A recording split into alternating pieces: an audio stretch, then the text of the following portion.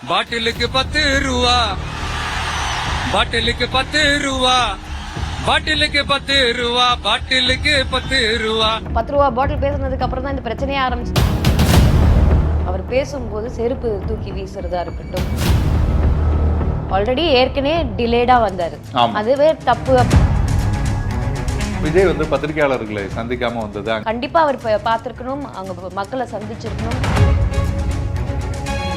இதே இடம் தான் வந்து ஐயா எடப்பாடியார் அவர்களுக்கும் கொடுத்திருக்காங்க. செந்தில் பாலாஜியும் மகேஷ் அவர்களையும் நீலக்கண்ணீர் விடுறது பார்க்கும்போது மினிஸ்டர் ஆகி அழுதுகிட்டே இருக்கிறதுக்கு, பர்ஃபார்மன்ஸ் பண்ணிக்கிட்டே இருக்கிறதுக்கா திமுக தொண்டர்கள் அதுக்குள்ள இருந்திருக்கலாம், வேணும்ட்டே தள்ளுமுள்ளு பண்ணியிருக்கலாம். ஃபேனுன்னு கை கொடுக்கறதுக்கு வந்தாங்க, ஆனால் இந்த இடத்துல பிளேடு வச்சிருந்தாங்க, கிழிச்சிட்டு போயிட்டே இருந்தாங்க. துணை முதல்வர் உதயநிதி ஸ்டாலின் சனிக்கிழமையான அவர் காணாம போயிடுறாரு. இறந்து போன உடனே வந்து முதல்வருக்கு உடனே பப்ளிசிட்டிக்காக, கேமராக்காக வந்து அவர் போய் அங்கே நின்னது வந்து ரொம்ப மனவர். விஜய் அரெஸ்ட் பண்ணீங்கன்னா கண்டிப்பாக நீங்கள் முதல்வர் ஸ்டாலினையும் அரெஸ்ட் பண்ணணும்னு தான் நான் சொல்றேன். திமுக அந்த குடும்பம், மன்னராட்சியான அந்த குடும்பம் இருக்கிற வரைக்கும் எந்த நீதியும் கிடைக்காது மக்களுக்கு. குறைந்த விலை, நிறைந்த தரம், தங்கள் தேவைகள் அனைத்தும் ஒரே இடத்தில். ஜெயச்சந்திரன். ஆச்சி ராயல் குலோப் ஜாமுன் பேக்ஸ், ஒன்று வாங்கினால் ஒன்று இலவசம். மேடம் வணக்கம். மேடம் வணக்கம். ஒரு துயரமான ஒரு சம்பவம் வந்து நடந்திருக்கு. ஒரு பக்கம் வந்து விஜய் தான் இதற்கு முழு பொறுப்பேற்கணும் அப்படின்னு சிலர் வந்து பேசுறத பார்க்க முடியுது. மறுபுறம் பார்த்தீங்கன்னா அரசு வந்து முறையான நடவடிக்கைகள் எடுத்திருக்கணும் அப்படின்ற கருத்தும் வந்து முன்வைக்கிறாங்க. நீங்க எப்படி மேடம் பார்க்குறீங்க? ஃபர்ஸ்ட் குடும்பத்து கரூரில் யார் யாரெல்லாம் பாதிக்கப்பட்ட குடும்பங்களுக்கு, யார் யாரெல்லாம் இழந்த குடும்பங்களுக்கு என்னோட இரங்கலை தெரிவிச்சுக்கிறேன். ரொம்ப மன வருத்தமாக இருந்தது, பார்க்குறதுக்கு ரொம்ப கஷ்டமாகவே இருந்தது. அதாவது கரூரில் என்ன நடந்ததுன்றது அந்த களத்தில் இருந்தவங்க சொன்னதை வச்சு நம்ம கேட்கும்போது பல பக்கம் பல விஷயங்கள் அவங்க பேசிக்கிட்டு இருந்தாங்க.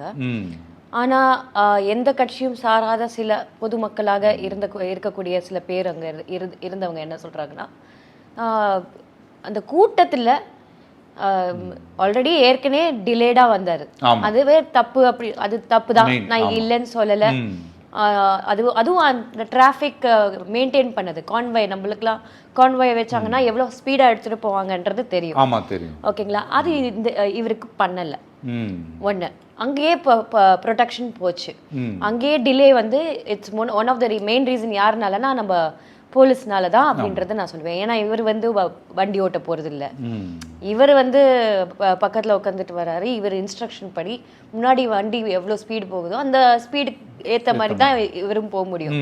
ஸோ அந்த மாதிரி இருக்கும்போது அங்கேயே வந்து டிலே, அங்கே அந்த டிலேலேயே வந்து இவரோட மக்கள் அனைவரும் அவ்வளோ நேரம் வெயிட் பண்ண வச்சது அதெல்லாமே வந்து ஒரு தவறான ஒரு விஷயம்தான். அந்த எந்த மாற்று கருத்தும் கிடையவே கிடையாது. அப்புறம் அந்த கூட்டத்தில் போய் இறங்கினதுக்கு அப்புறம் அவர் பேச ஆரம்பிக்கிறாரு. நாம் இதுக்கு முன்னாடி நாமக்கல்ல பேசியிருக்காரு, பல இடங்கள்ல பேசியிருக்காரு. இந்த எவ்வளோ கூட்டம் வரும் அப்படின்றது வந்து எல்லாருக்குமே தெரியும். அது இப்போ யாரா இருந்தாலும் சரி, ஒரு எந்த ஸ்டாரா இருந்தாலுமே வந்து பார்க்கறதுக்குன்னு ஒரு கூட்டம் வரும் அவங்களுக்கு. அதுவும் விஜய்ன்றது ஒரு பெரிய மாஸ் ஹீரோ, அவரை பார்க்கறதுக்கு டெஃபினட்டா மக்கள் வர்றதுக்கு வந்து எந்த மாற்று கருத்தும் கிடையாது. ஏன்னா அவர் வெறும் தமிழ்நாட்டுக்கு மட்டும் இல்லை, பல மாநிலங்களுக்கு தெரிஞ்ச முகம், உலகத்துக்கு தெரிஞ்ச முகமா இருக்கக்கூடிய ஒரு நபர். அப்படின்னால எல்லாரும் அவரை பார்க்கணும்னு ஆர்வத்தோட வருவாங்க. அது எவ்வளோ அனௌன்ஸ்மெண்ட் கொடுத்தும் குடும்பத்தினர் வந்து குழந்தைகளை கூட்டு வந்தது, பெண்கள் வந்தது, கர்ப்பிணி பெண்கள் வந்தது, இதெல்லாம் வந்து ரொம்ப தவறான ஒரு விஷயம். அதுவும் போலீஸ் விட்டுருக்க கூடாது, வந்தவங்களை திருப்பி அமைச்சிருக்கணும் அப்படின்றது தான். அதே மாதிரி 10,000 பேருக்கு தான் வந்து இவங்க வந்து பர்மிஷன் கொடுத்துருக்காங்க. அண்ட் டிவிகே வந்து கேட்டதுல வந்து பர்மிஷன் கேட்டதுல வந்து 2-3 இடங்கள்ல கேட்டதுல காந்தி சிலை கிட்ட ஒரு ரவுண்டானா கிட்ட கேட்டிருந்தாங்க. அது மறுத்து அவங்க வந்து இருக்கிறதுலே குறுகிய இடம், இதே இடம் தான் வந்து ஐயா எடப்பாடியார் அவர்களுக்கும் கொடுத்துருக்காங்க. இது வந்து எக்ஸ்பெக்டடான ஒரு விஷயம் மாதிரியே இருந்தது. அதுவும் வந்து செந்தில் பாலாஜி அவர்களோட மாவட்டத்துல இது நடக்கும்போது, செந்தில் பாலாஜி அவர்கள் மீது பல குற்றங்கள் இருக்கு. அவரும் இன்னும் புனிதமான ஒரு நபரும் கிடையாது, அவர் கடவுளும் கிடையாது, அவர் வந்து நல்லதும் செஞ்சது கிடையாது அப்படின்றது தான் நான் சொல்லுவேன். டாஸ்மாக் விஷயத்தில் எத்தனையோ உயிர்கள் போயிருக்கு. ஸோ அதனால் அந்த உயிர் பறிக்கிறதுல அவங்களுக்கு பாரபட்சம் பார்க்காம அவங்க செய்கிறதுக்கு வந்து அவங்களுக்கு மனிதாபிமானம் கிடையாது. அப்படின்போது அவருக்கு கிரிமினல் கேசஸ்லாம் கூட இருக்குது. அப்படின்போது ஸோ இந்த அவரோட தொகுதியில் இந்த பவர் அவரோட கோட்டை அப்படின்னும் போது அது அங்கே நுழையும் போது ஸோ எப்படியாவது இந்த பவரை நம்ம தக்க வைக்கணும் அப்படின்ற ஒரு கிரீடினஸ் தான் அப்படின்னா. அதே மாதிரி அவர் பேசும்போது செருப்பு தூக்கி வீசுறதா இருக்கட்டும், ஆம்புலன்ஸ் நடுவில் போகிறதா இருக்கட்டும், இப்போ பைக்கில் வந்து செந்தில் பாலாஜி அவர்களோட நம்பர் பிளேட்டில் அவர் ஃபோட்டோ போட்டுட்டு தாவேக்கா ஃப்ளாகை போட்டுட்டு ஓட்டிட்டு போகிறதா இருக்கட்டும், பல பிக்சர்ஸை நம்ம பார்த்துக்கிட்டு தான் இருக்கோம். ஸோ அதில் பார்க்கும்போது சில சந்தேகம் வருது, ஏன் திமுக தொண்டர்கள் அதுக்குள்ளே இருந்திருக்கலாம், வேணுன்ட்டே தள்ளுமுள்ளு பண்ணியிருக்கலாம். அதில் ஏகப்பட்ட குழந்தைங்கள் வந்து சிக்கியது தான் இருக்கிறதுலே ஒரு மிக பெரிய மோசமான ஒரு விஷயங்கள். மேடம், இப்போ பொதுவாக இப்போ இப்படி ஒரு விஷயம் நடந்தா, அசம்பாவிதங்கள் நடந்தா அவர் மீது சில அதிருப்தி வரும், ஆனா அதையும் தாண்டி அரசு மேலேயும் அதிருப்தி வரும். அப்படின்னும் போது அவங்க அந்த ரிஸ்க் எப்படி மேடம் எடுப்பாங்க? அதுதான் பிளைண்ட் ஃபார் பவர் ஹங்கிரி. ஏன்னா எப்படி நம்ம விஜய் வந்து இப்போ அனைத்து இந்திய அண்ணா திராவிட முன்னேற்ற கழகம் ஆட்சி அமைக்க போறதுல எந்த மாற்று கருத்தும் கிடையாது. அவங்க தான் அனைத்து இந்திய அண்ணா திராவிட முன்னேற்ற கழகம் தான் ஆட்சி அமைக்க போகுது, முதலமைச்சராக இருக்க போகிறது ஐயா எடப்பாடியார் அவர்கள் தான் 2026 தேர்தலில். அது வந்து உறுதியான ஒரு விஷயம். ஏன்னா அவரோட கிளாரிட்டி, அவரோட மெச்சூரிட்டி, அவரோட அட்மினிஸ்ட்ரேஷன் இதெல்லாம் வந்து வேற யாருக்கும் அந்த அளவுக்கு கிடையாது அப்படின்ற ஒரு விஷயம். அப்படி இருக்கும்போது இப்போ ஆப்போசிஷனில் யார் உட்கார முடியும்? தாவேகா தலைவர் விஜய் அவர்களும் தொடர்ந்து சொல்லிட்டு வர ஒரு விஷயம் என்னன்னா, எனக்கும் டிஎம்கேக்கும் தான் போட்டி அப்படின்னு சொல்லிட்டு வராரு. ஸோ அப்போசிஷனில் யார் உட்கார போறாங்கன்ற போட்டி தான் அப்படின்னு நான் சொல்லுவேன் நான். ஸோ அப்படி இருக்கும்போது இப்போ அப்போசிஷனில் கூட உட்கார முடியாத நிலை, அதாவது ஹிஸ்ட்ரி ரிப்பீட்ஸ், வரலாறு திருப்பி மீண்டும் அது வரக்கூடிய ஒரு நிலைமை வர போகுது அப்படின்ற ஒரு பயம் வந்து திமுகக்கு ஏற்பட்டிருக்கு. ஏன்னா இப்போது ஸ்டாலின் அவர்களோட அரசு ரொம்ப மோசமான ஆன்டி இன்கியூபன்சி, புவர் கவர்னன்ஸ், இது வரைக்கும் சட்ட ஒழுங்கு சுத்தமாக இல்லை. இப்போ இந்த கூட்டத்திலே ஒரு பெரிய உதாரணம் வந்து ஒரு ப்ரொடெக்ஷன் கிடையாது, சேஃப்டி கிடையாது, எந்த ஒரு பாதுகாப்பும் இல்லாத மக்களை வந்து 500 போலீஸ் மட்டும் வச்சு 10,000 பேருக்கு எப்படி 500 போலீஸ் சரிப்பட்டு வரும் அப்படின்ற ஒரு கொஸ்டின் மார்க் இருக்கு இல்லையா? அதே மாதிரி பாதுகாப்புக்கான அந்த கரெக்டான நேரத்தில் போலீஸ் அங்கே இல்லை அப்படின்னு சொல்லிட்டு, அதே மாதிரி தாவேகா தலைவர் விஜய் அவர்கள் மேடையிலேயே அந்த வண்டி மேலேயே சொல்கிறாரு, மைக்கை பிடிச்சிட்டு, இந்த மாதிரி போலீஸோட கை கட்டியிருக்காங்க கேள்விப்பட்டேன் அப்படின்னு சொல்லிட்டு சொல்கிறாரு. ஆம்புலன்ஸ் அனுப்புகிறாங்க அப்படின்றது வந்து அவர் சொல்கிறாரு. ஸோ அதனால தண்ணி பாட்டில் தூக்கி போடுறாரு. இதெல்லாம் வந்து நம்ம பார்க்குறோம், இது எல்லாருமே மக்கள் எல்லாருமே பார்த்துட்டு தான் இருக்காங்க. ஆனால் இந்த ஒரு காழ்ப்புணர்ச்சியில் பாதிக்கப்பட்டது அப்பாவி மக்கள் அப்படின்றது தான் சொல்ல முடியும். அதாவது இன்னசென்ட் குழந்தைங்க லைஃப்பை கூட பறிக்கக்கூடிய ஒரு ஆட்களாக இருக்காங்களே அப்படின்றது தான் ரொம்ப வருத்தமாக இருக்குது. அதே மாதிரி அவங்களுமே வந்து தாவேகா கட்சியுமே வந்து டிசிப்ளின்டாக அவங்களோட தொண்டர்களை மரத்து மேலே ஏறாதீங்க, கம்பத்தில் ஏறாதீங்க, எலக்ட்ரிசிட்டி போர்டில் ஏறாதீங்க, அதனால தான் பவர் ஆஃப் பண்ணுறாங்க சில பேர் சொல்கிறாங்க. சில பேர் வந்து இல்லை பவர் கட் பண்ணி ஆன் பண்ணிக்கிட்டு இருந்தாங்க அப்படின்னு சொல்லிட்டு சொல்கிறாங்க.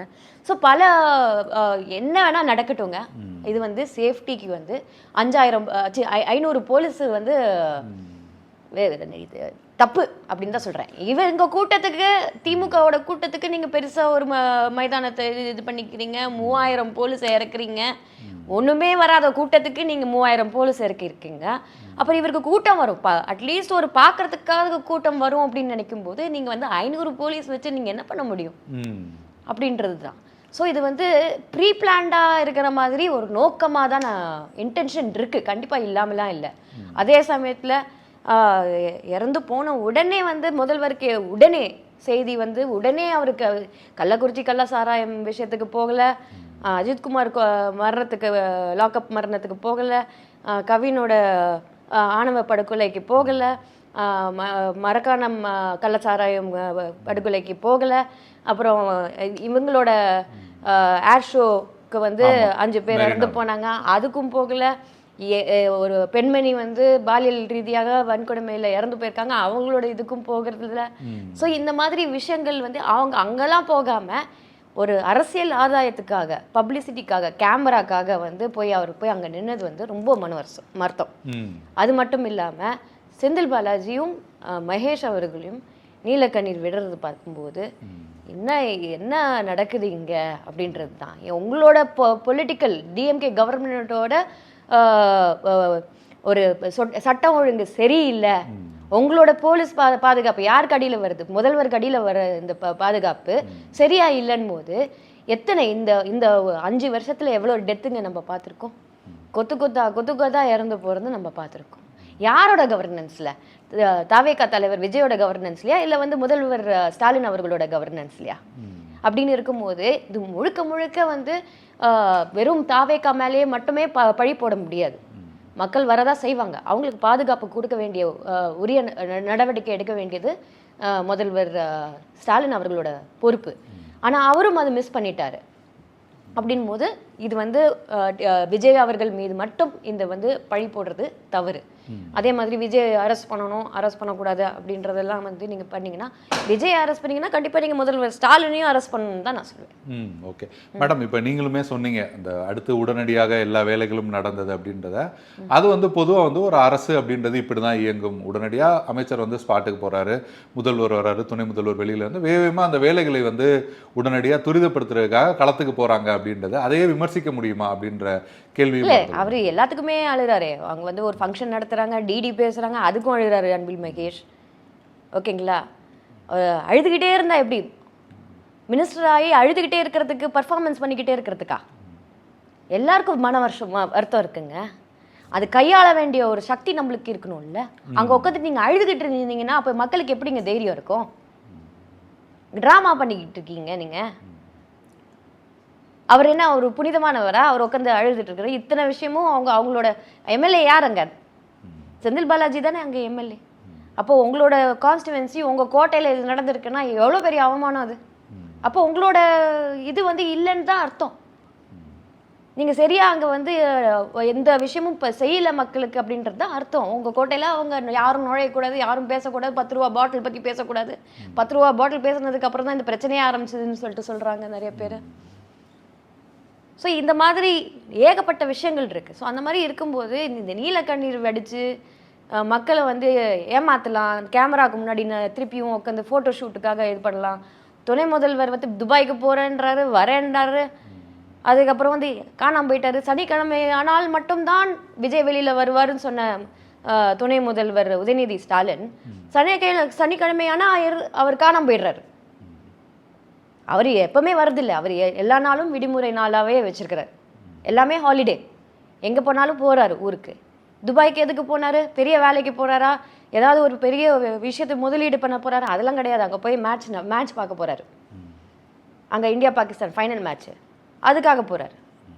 அப்போ துணை முதல்வர் ஒரு பதவிக்கு என்ன அதுதான் உங்களோட பொறுப்பா? போகிறீங்க வரீங்க அப்படின்னு இருக்கும்போது ஜோதிமணியுமே ஒரு விஷயம் சொல்லியிருந்தாங்க மேம். இவங்க கேட்டிருந்த 2 இடத்த விட இது வந்து பெரிய இடம் தான், பெரிய இடத்துல தான் அனுமதி கொடுத்துருக்காங்க அப்படின்னு சொல்றாங்க. அவங்களாம் அந்த தொகுதியிலே ஒரு எம்பியா இருக்கிறவங்க, ஸோ களத்துல இருக்கிறவங்க. இந்த இடம் தான் வந்து கொஞ்சம் பெரிய இடம், அதனாலதான் காவல்துறை கொடுத்துருக்காங்க. ஜோதிமணி அவர்கள் சொல்லக்கூடாது, மக்கள் சொல்லணும்.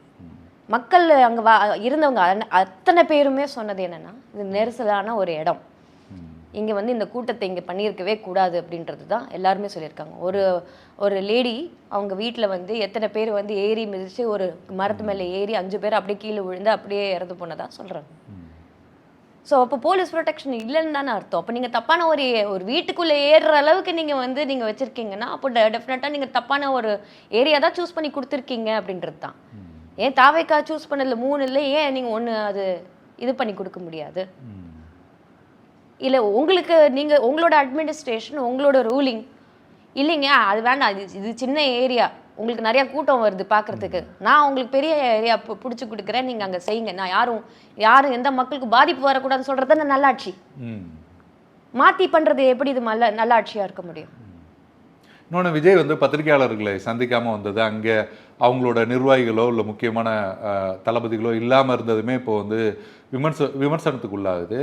உடனடியாக சென்னைக்கு வந்துட்டார் அப்படின்றதும் விமர்சிக்கப்படுது. நீங்கள் எப்படி பார்க்குறீங்க? அது எனக்குமே மன வருத்தம் தான். அது செஞ்சுருக்கக்கூடாது. அவர் வந்து குறைஞ்சபட்சம் அங்கே வந்து அட்லீஸ்ட் காலையில் வரைக்குமாவது வெயிட் பண்ணிவிட்டு எல்லாம் செட்டில் ஆகிற வரைக்கும் இருந்துட்டு அங்கே போய் ஹாஸ்பிட்டல் போய் பார்த்துட்டு வந்திருக்கணும். ஆனால் அவரோட சேஃப்டி மெஷர்ஸு, அவருக்கு என்ன இன்ஸ்ட்ரக்ஷன் வந்திருக்குன்றது நம்மளுக்கு யாருக்கும் தெரியாது. அதே சமயத்தில் வந்து அவர் மனநிலை எப்படி இருக்குன்றது தெரியாது.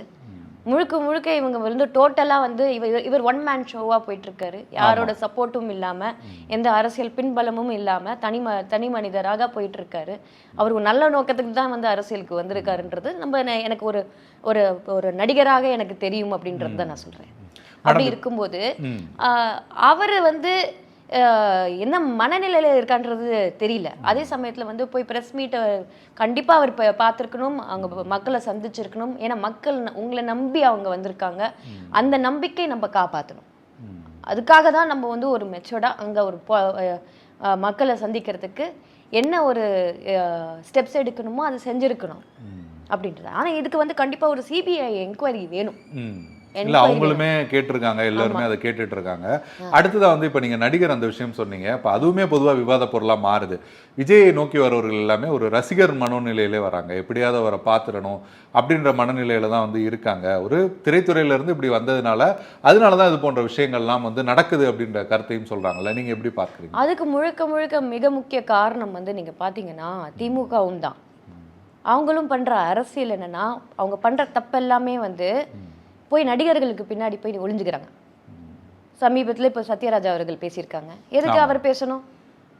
அதே மாதிரி வைரமுத்து பேசியிருக்காங்க, எதுக்கு அவர் பேசணும்? அவங்க ஏதாவது மெம்பரா? அவங்க ஏதாவது பொறுப்பில் இருக்காங்களா திமுகவில்? அரசியல் ஏதாவது ஒரு போஸ்டிங்கில் இருக்காங்களா? கவர்மெண்ட்டில் ஏதாவது போஸ்டிங்கில் இருக்காங்களா? நிறைய நடிகர்களும் பேசியிருக்காங்க. ஆமாம், இந்த ஃபங்க்ஷனுக்கும் படிக்கிற ஃபங்க்ஷனுக்கும் அப்போ வந்து முதல்வருக்கு அவர் மேலேயே நம்பிக்கை இல்லை. அவர் என்னன்னா சிவகார்த்திகேயன் வேணும், ஏதாவது ஒரு ஸ்டார் நடிகர்கள் அவங்களும் பயன்படுத்துறாங்க.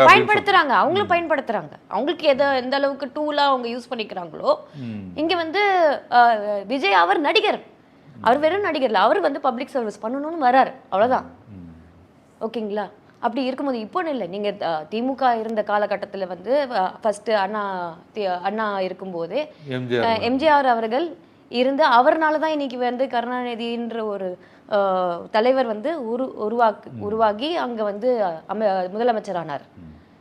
அதுக்கப்புறம் அந்த பிரச்சனை வேறு. ஆனால் அதுக்கப்புறம் இவர் உண்மையான தலைவர், புரட்சி தலைவர் எம்ஜிஆர் அவர்கள் உண்மையான தலைவர். பேரறிஞர் அண்ணாவோட தொலைநோக்கு பார்வையை அப்படியே எடுத்துகிட்டு மக்களுக்கு கொண்டு போய் சேர்க்கணும். அதனால தான் அவரோட திமுக இருக்கக்கூடாது. நம்மளுக்கு தேவை வந்து அனைத்து இந்திய அண்ணா திராவிட முன்னேற்றக் கழகம். அண்ணாவோட பேரில் தான் நம்மளுக்கு திமுக இருக்கணும், அவரோட பார்வை தொலைநோக்கு பார்வையில் தான் இருக்கணும்னு. அதனால தான் எப்படி வந்து திமுகவை ஓரங்கட்டணும், அவங்கள வந்து ஜெயிக்க வைக்க முடியாமல் அவங்களோட தீய சக்தியான ஒரு விஷயங்களை எப்படி வந்து தள்ளி வைக்கணுன்றது அனைத்து இந்திய அண்ணா திராவிட முன்னேற்றக் கழகத்துக்கு மட்டும்தான் தெரியும். அது வந்து புரட்சி தலைவர் எம்ஜிஆர் காலத்துலையும் சரி, புரட்சி தலைவி அம்மா காலத்துலையும் சரி, எத்தனை நெரிசல்கள் வந்து 2 பேருக்குமே கொடுத்துருக்காங்க. அதே மாதிரி புரட்சி தலைவி அம்மாவுக்கு வந்து எத்தனை நெரிசல்கள் கொடுத்துருக்காங்க. ஐயா எடப்பாடியார் அவர்களுக்கு எத்தனை வந்து நெரிசல்கள் கொடுத்துருக்காங்க. அதையும் தாண்டி இன்னைக்கு ஸ்ட்ராங்காக அவர் வந்து நிற்கிறாருன்னா, இன்னி வரைக்கும் வந்து ஏதாவது ஒரு மீடியாவை வச்சுட்டு கிமிக்ஸை வச்சுக்கிட்டு அவங்க மேலே அதிமுக மேலே வந்து ஏதாவது ஒன்று போடலாம், ஏதாவது பழிய போடலாம், ட்ராமாவை கிரியேட் பண்ணலாம். ஸோ இங்கே நடக்கிற திமுக அரசோட தவறுகளை வந்து மறைக்கிறதுக்காக தான் வந்து அந்த மாதிரி விஷயங்கள்லாம் செய்யறது. ஸோ இது எல்லாம் எப்படி வந்து சுக்குநூறாக உடைக்கணுன்றது வந்து அனைத்து இந்த அண்ணா திராவிட முன்னேற்ற கழகத்துக்கு தான் தெரியும். அது தாவேக்கா புரிஞ்சுக்கணும். அவர் வந்து தாவேக்கா கூட வந்து அனைத்து இந்திய அண்ணா திராவிட முன்னேற்ற கழகத்தையும் பாஜக கூட்டணி பற்றி அவர் விமர்சிச்சார். ஆனால் இன்னைக்கு ஒரு பிரச்சனை வரும்போது உண்மைக்காக ஐயா எடப்பாடியார் அவர்கள் குரல் கொடுத்திருக்காரு. உண்மை என்னவோ அது அப்படியே பேசியிருக்காரு அப்படின்றது தான் நான் சொல்வேன். மேடம், அவர் சொல்லும்போது இப்போ நீங்கள் ஏற்கனவே பேசும்போது சொன்னீங்க 2வது இடத்துக்குன்னு. பட் அவர் என்ன சொல்றாருன்னா, முதன்மை சக்தியாகவே எங்களுக்கும் திமுகவுக்கும் தான் போட்டி அப்படின்னு விஜய் சொல்றாரு. நீங்க அந்த கருத்தை எப்படி மேடம் பாருங்க? இல்லை, அதுக்கு இன்னும் ப்ராப்பர் ஃபர்ஸ்ட் டைம் வந்திருக்காரு. அது உடனடியாக சாத்தியமா அப்படின்றது நம்ம சொல்ல முடியாது. புரட்சி தலைவர் எம்ஜிஆர் அவர்களே வந்து பார்த்தீங்கன்னா படிப்படியாக தான் வந்தார். அவர் எடுத்த உடனே நான் சிஎம்னு வரல. அது எல்லாருக்குமே பொருந்தும் தான் நான் சொல்லுவேன், யாராக இருந்தாலும் பொருந்தும். இன்னைக்கு வந்து விஜயகாந்த் சார் வந்து எப்படி வந்து ஒரு ஸ்ட்ராங்காக அது கடைப்பிடிச்சு எதிர்க்கட்சியா எதிர்க்கட்சி தலைவர் வரைக்கும் வந்தாரோ அதே வந்து இன்னைக்கு வந்து விஜய்க்கு அது சாத்தியமா இருக்கும் அப்படின்றது தான் நான் சொல்ல முடியும் தான் சொல்வேனே தவிர அவர் வந்து ஒரு அட்மினிஸ்ட்ரேஷன் பவர் என்னன்றது தெரியணும். மக்களோட கட்டமைப்பு எல்லாமே மக்களுக்கு எப்படி ஒரு ஸ்கீமா இருக்கட்டும், எப்படி போய் மக்கள்கிட்ட போய் சேர்க்கணுமா இருக்கட்டும், எல்லாமே வந்து அனைத்து இந்திய அண்ணா திராவிட முன்னேற்ற கழகம் தான் பிகினிங்லேருந்து இப்போ வரைக்கும் தொடர்ந்து மக்களுக்கு நல்லது செஞ்சுட்டு வர்றது வந்து அனைத்து இந்திய அண்ணா திராவிட முன்னேற்ற கழகம். அது எந்த மாற்று கருத்தும் கிடையவே கிடையாது. ஏன்னா ஒரு மெச்சூரிட்டியோட விவசாயிகள்லேருந்து குழந்தைங்கள்லேருந்து எல்லாருக்கும் என்ன பண்ணணுன்றது அனைத்து இந்திய அண்ணா திராவிட முன்னேற்ற கழகத்துக்கு தெரியும். என்ன பிரச்சனைகள்னு தெரியும், என்ன பிரச்சனைகள் இல்லைன்னு கூட தெரியும். அது எப்படி சமாளிக்கணும், எப்படி சார்ட் அவுட் பண்ணணும், அந்த பிரச்சனையிலேருந்து எப்படி மீண்டு வரணும் அப்படின்றது கூட அனைத்து இந்திய அண்ணா திராவிட முன்னேற்ற கழகத்துக்கு தெரியும். ஆனால் இவருக்கு இன்னும் இந்த எக்ஸ்பீரியன்ஸ் ஆக்டரா ஒரு எக்ஸ்பீரியன்ஸ் எவ்வளோ இருக்கணுமோ பொலிட்டிக்கலா வந்து நடிக்கிறதுக்கு இவ்வளவு இது தேவை மாதிரி பொலிட்டிக்கலா அரசியல ஒரு எக்ஸ்பீரியன்ஸ் தேவை. ஓகே மேடம், இன்னொன்று ஒரு விஷயம் என்ன சொல்றாங்கன்னா, இப்போ ரசிகர்களா ரொம்ப சின்ன பசங்களா தான் இருக்காங்க அவரை நோக்கி வர்றவங்க அப்படின்னு. ஆனால் அவர் நினைச்சா அவங்கள வந்து கட்டுப்படுத்தியோ நீங்கள் அமைதியா இருங்க, இந்த மாதிரி ஏறாதீங்க, இந்த மாதிரிலாம் இல்லாமல் அவங்கள கட்டுப்படுத்த முடியும். ஆனால் விஜய் வந்து அதை செய்யாம அதை என்ஜாய் பண்றாரு அப்படின்னு சொல்றாங்கல்ல, அதை நீங்க எப்படி பார்க்குறீங்க? அவர் சொல்லணும், இன்னும் ஸ்ட்ராங்கா சொல்லணும் அப்படின்றது தான் நான் சொல்றேன். சொல்லிட்டு இருக்காரு, ஆனால் இன்னும் ஸ்ட்ராங்காக சொல்லணும் அப்படின்றது தான். ஏன்னா அந்த இடத்துல நீங்கள் வந்து இப்போ இந்த இடத்துல வச்சுக்கோங்க, சிலை அந்த மேடையில் பார்த்தோம், மதுரை மேடையில் வந்து டக்குன்னு ஒருத்தர் மேலே ஏறி இருந்தாரு. அது அவர் என்ன பண்ண முடியும்? ஒன்றும் பண்ண முடியாது. தனுஷோட மேடையில கூட அவரோட ரசிகர் வந்து மேடையில போயிட்டு ஸோ அது வந்து ஒன்றுமே செய்ய முடியாது. ஏன்னா நடிகர்களுக்கு வந்து அது ஒரு ஒரு இக்கட்டான சூழ்நிலை. ஒரு காலகட்டத்தில் வந்து கமல் சார் வந்து இது பண்ணிட்டு இருக்கும்போது ஃபேனுன்னு கை கொடுக்கறதுக்கு வந்தாங்க. ஆனால் இந்த இடத்துல பிளேடு வச்சுருந்தாங்க, கிழிச்சிட்டு போயிட்டே இருந்தாங்க. ஆமாம். ஸோ இந்த அளவுக்கு அவங்களுக்கு இது இருக்கும். ஸோ அதனால் அவர் வந்து ஒரு அளவுக்கு தான் சொல்ல முடியும். மிச்ச கட்டுப்பாட்டும் போலீஸ் அதுக்கு தான் இருக்குது. ஒரு கட்டுப்பாட்டு கொண்டு வரதுக்கு போலீஸ் கையில் தான் இருக்குது அப்படின்றத சொல்லுவேன். நான் என்னை பொறுத்த வரைக்கும் நான் மக்கள்கிட்ட நானும் வேண்டி கேட்குறேன், தயவு செஞ்சு குழந்தைங்களையோ தாய்மார்களையோ ப்ரெக்னெண்ட்டாக இருக்கிற தாய்மார்கள் தயவு செஞ்சு இந்த மாதிரி கூட்டத்துக்கு கூட்டிகிட்டு வராதிங்க. யாராக இருந்தாலும் டிவிலேருந்து பார்க்கலாம், டிவிலேருந்து கேட்டுக்கோங்க, அவர் பேசுறது டிவிலேருந்து கேளுங்க அப்படின்றது தான் நான் சொல்லுவேன். நான் ஓகே மேடம், இப்போ அதிமுக தாவேகா இப்போ நீங்கள் தொடர்ச்சியாக சொல்லும் போது என்ன சொன்னீங்கன்னா அவர் படிப்படியாக வரணும் அப்படின்றத நீங்கள் சொல்கிறீங்க. கூட்டணி வைக்கிறதுக்கு வாய்ப்பு இருக்கா மேடம் தாவேகா அதிமுக? அது வந்து அவருடைய என்ன முடிவுன்றது நம்ம டிசைட் பண்ண முடியாது. ஆனால் ஒரு தீய சக்தியை வந்து வீழ்த்தணும்னா கண்டிப்பாக வந்து அனைத்து இந்திய அண்ணா திராவிட முன்னேற்ற கழகம் ஒரு ஓரணியாக வந்து திமுகவை தோக்கடிக்கிறது தான் கரெக்ட் அப்படின்றது தான் நான் சொல்ல முடியும். இல்லைன்னா திமுகவோட ஓட்டு பிரித்து அந்த அரசியல் பண்ணாதீங்க.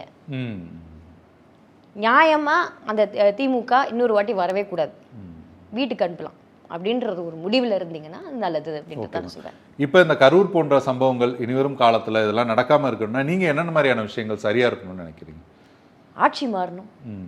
ஆட்சி மாறணும். இன்னைக்கு பார்த்தீங்கன்னா டேவிட்சன் அவர்கள், அவர் தான் ஏடிஜிபி.